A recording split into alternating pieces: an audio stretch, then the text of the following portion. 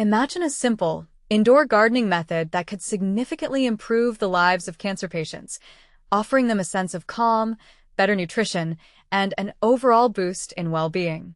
That's the promise of indoor hydroponics, a soil-free gardening technique that's turning heads in the medical community. But here's where it gets even more intriguing.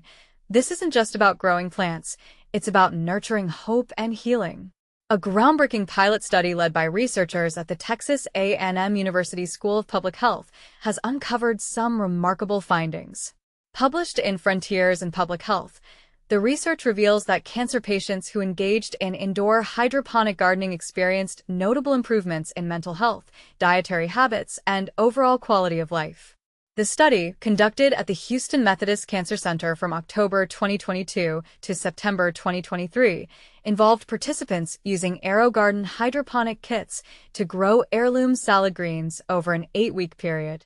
But here's the part most people miss.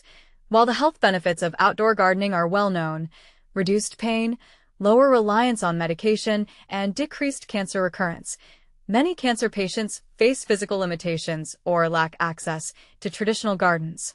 This is where indoor hydroponics steps in as a game changer.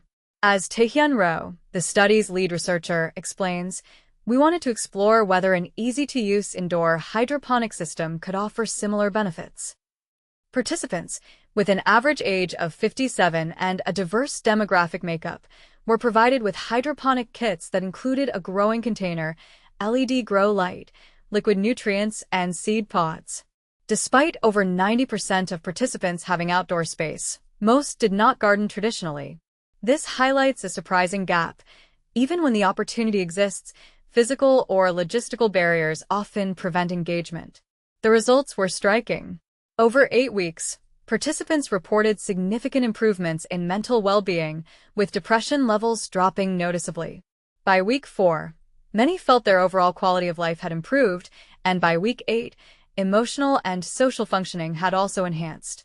Additionally, appetite loss decreased and fruit and vegetable consumption increased, a critical factor in cancer recovery.